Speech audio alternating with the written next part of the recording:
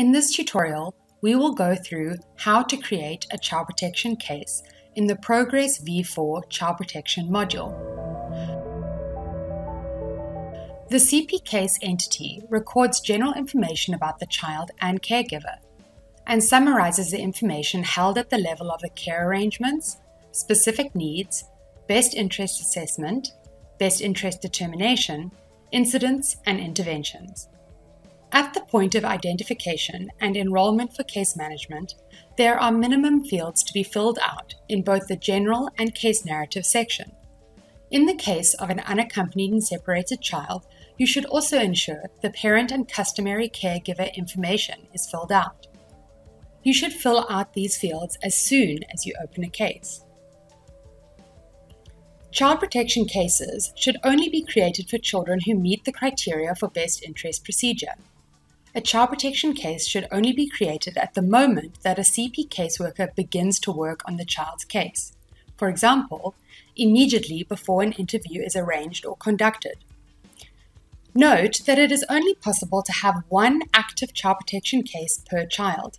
This is important because it ensures the accountability of one child protection caseworker for the child's case. It is therefore very important to create the case before interviewing the child, because if another child protection caseworker has already started working with the child, another caseworker will not be able to create their case. If a child protection case already exists, an error notification will appear.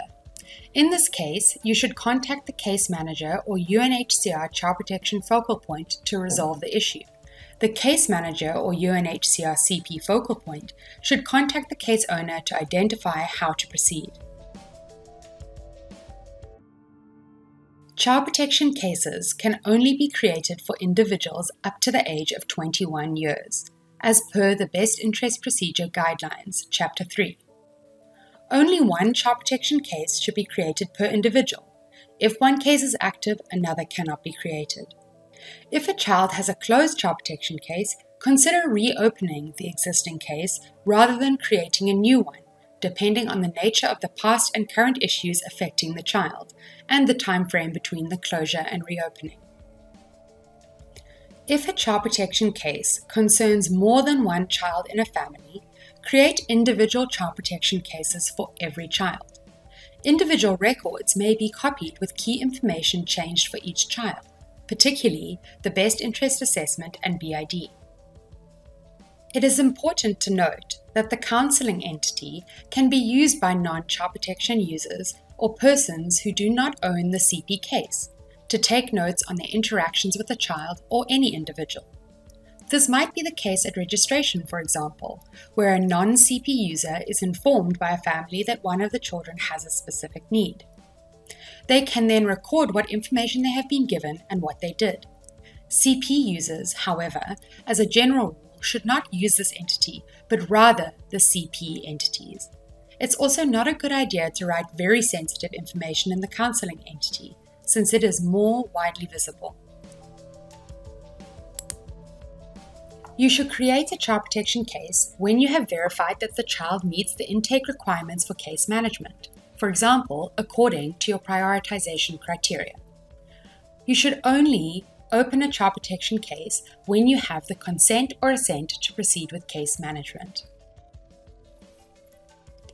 Remember that cases are specific to the individual, so if more than one child needs case management, even in the same family, they should still have their own CP case.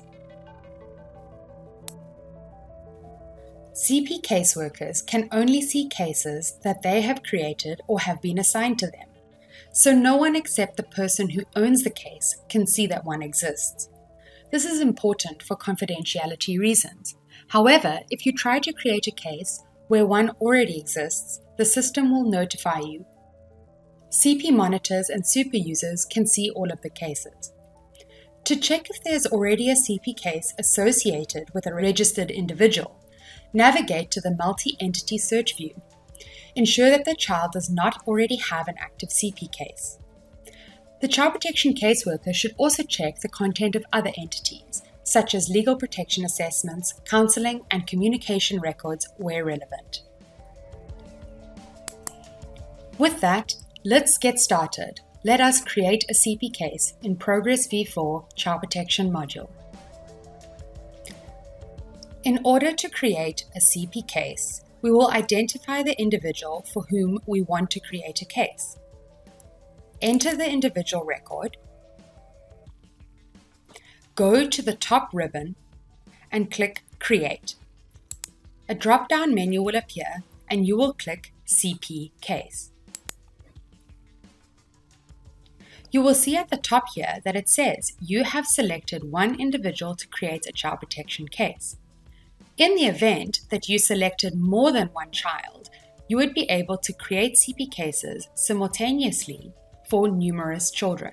However, remember that you will need to put information that is specific to each child, particularly the BIA and BID, for example. Now, to create the child protection case, we need to include the opening date, which is normally the date on which the case has been created. But you can change this date in the event that you are creating a case now, which you have already opened previously.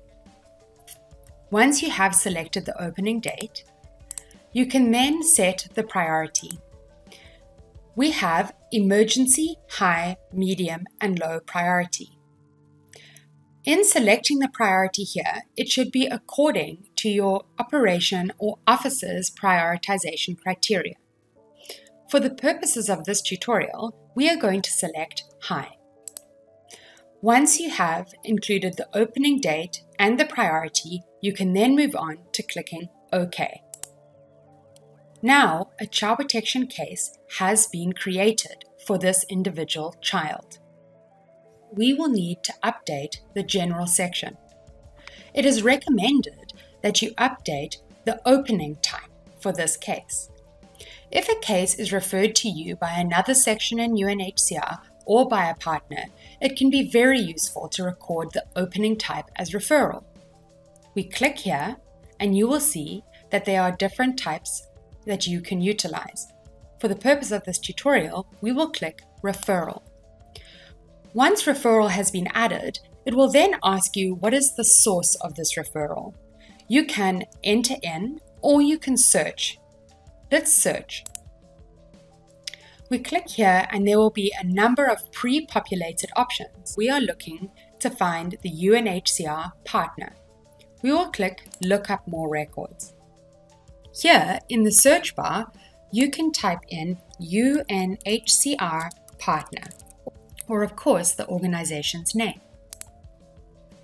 Here we have found our partner. We will then click Add. This will update under Source of Referral. Remember to save often. Now that we have created our child protection case, it's time to start updating the case narrative for this individual child. You will scroll down. Below Parent Information, Care Arrangements and Specific Needs, you will find the case narrative. Over here, you have a case summary and personal history, as well as comment blocks. In the case summary section, you will add a couple of sentences to describe the nature of the case. For example, key issues faced and assistance desired by the individual. The case summary is useful to serve as a quick reference for caseworkers and case managers, or as a reference if the case is reopened later on. In the personal history section, you are able to enter a brief overview of the child's history before they came for case management. This might be information that you have come to learn. This information will not change from assessment to assessment. It can be very useful to store previous historical information about the child that will not change in the short term here. Comments can be used to track activity on the case or leave a short note, like you would in your handwritten notes or on an action sheet. You can update these sections anytime with the information that you have. Once you have updated the case narrative, the summary, personal history, and maybe added some comments, you will have effectively created your child protection case.